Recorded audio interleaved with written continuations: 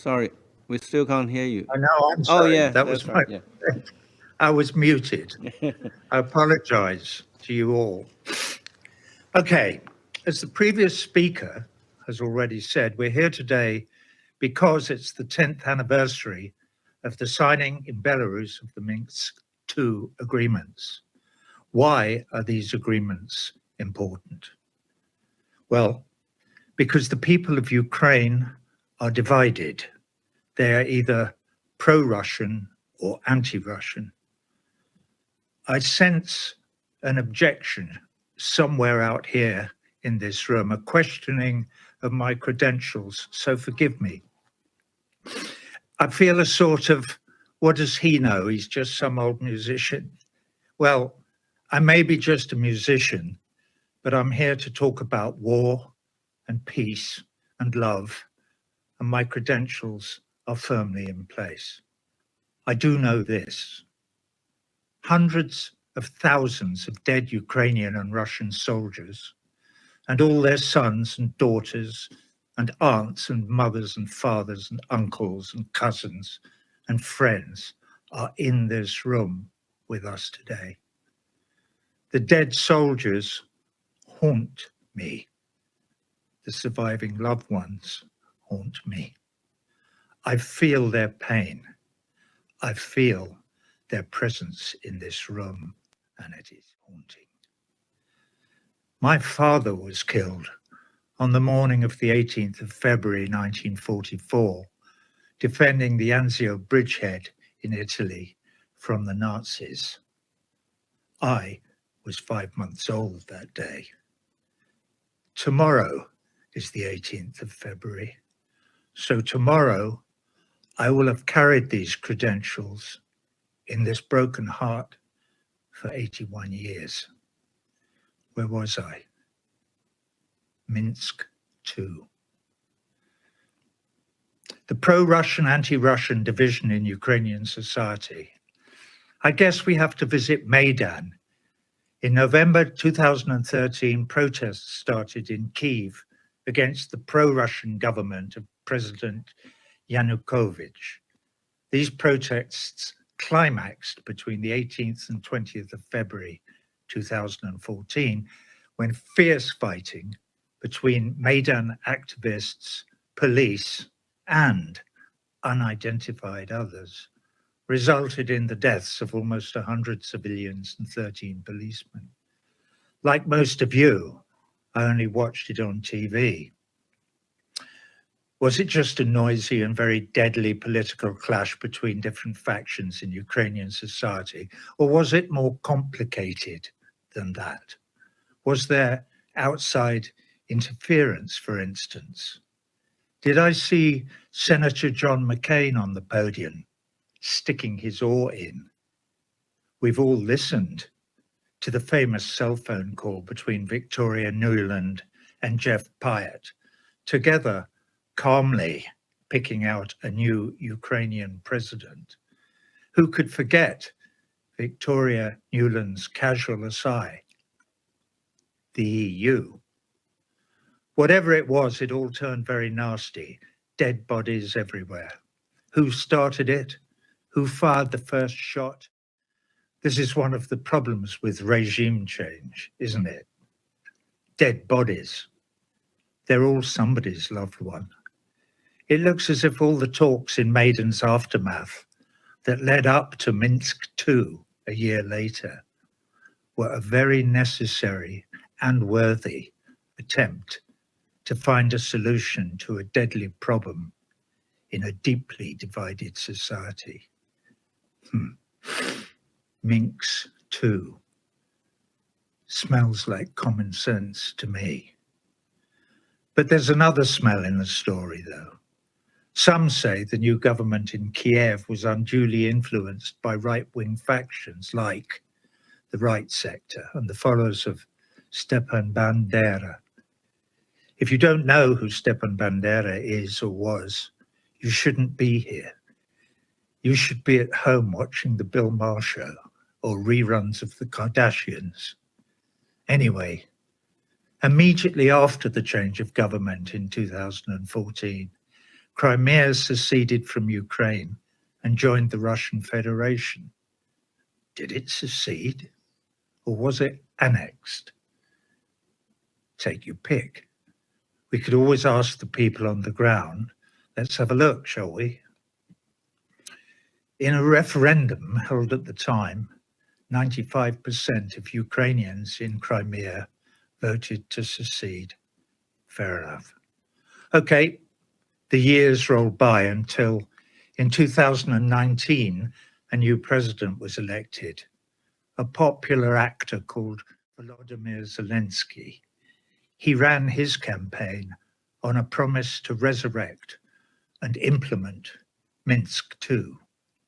He won in a landslide. Did he implement Minsk II? No. Then what? Well, then things got worse. The Russians kept saying, things are getting worse. So excuse my ridiculous accent. But this was the time of Russiagate. Anything a Russian said fell on deaf ears. There was no grown-up conversation about Ukraine in the USA. No one in Washington, for instance, had taken in Ambassador William J. Burns' cable of 10 years earlier, entitled Niet means Niet. It was about Russia's concerns over a nuclear-armed NATO member, Ukraine, on its doorstep.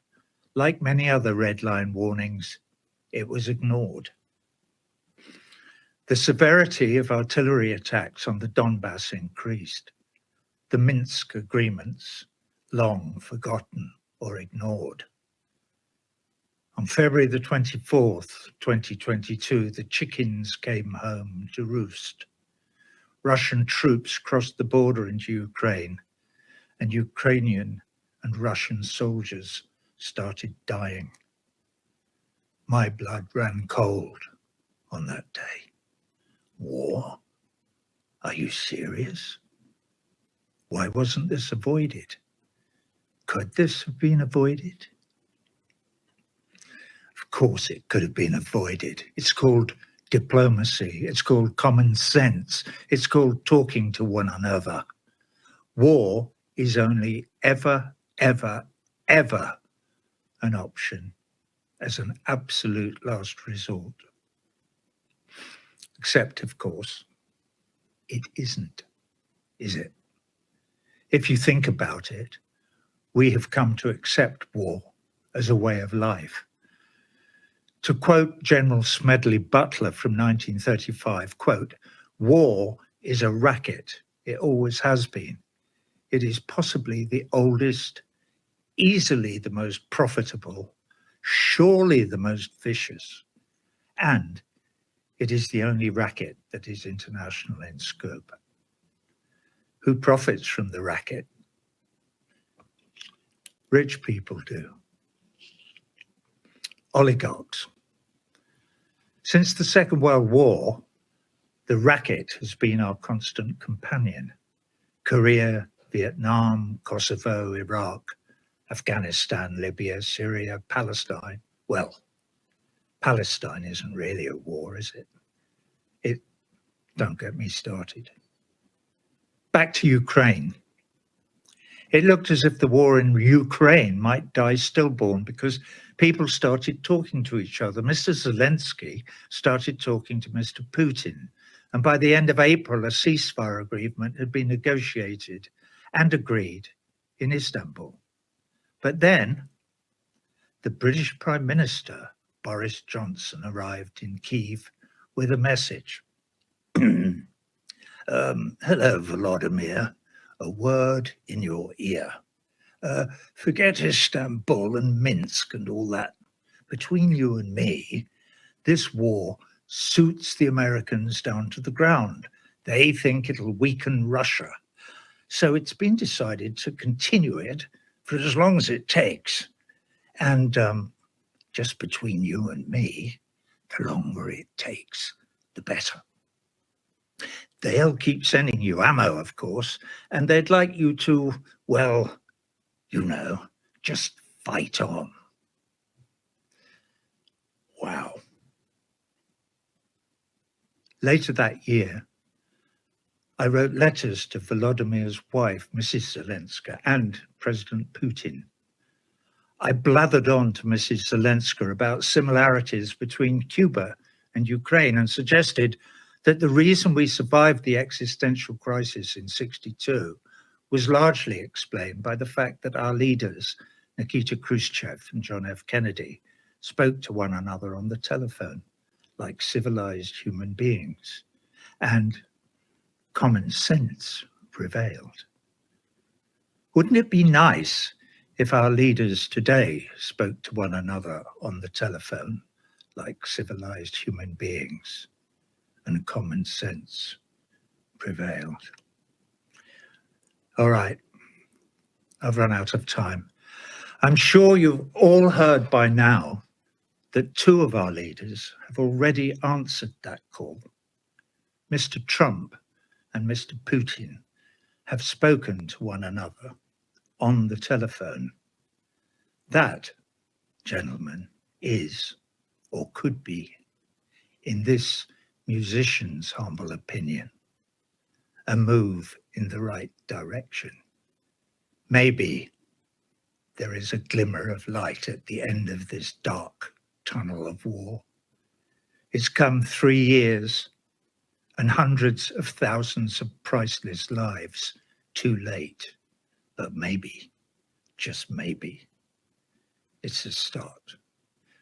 Mr. President, ladies and gentlemen, thank you for your attention.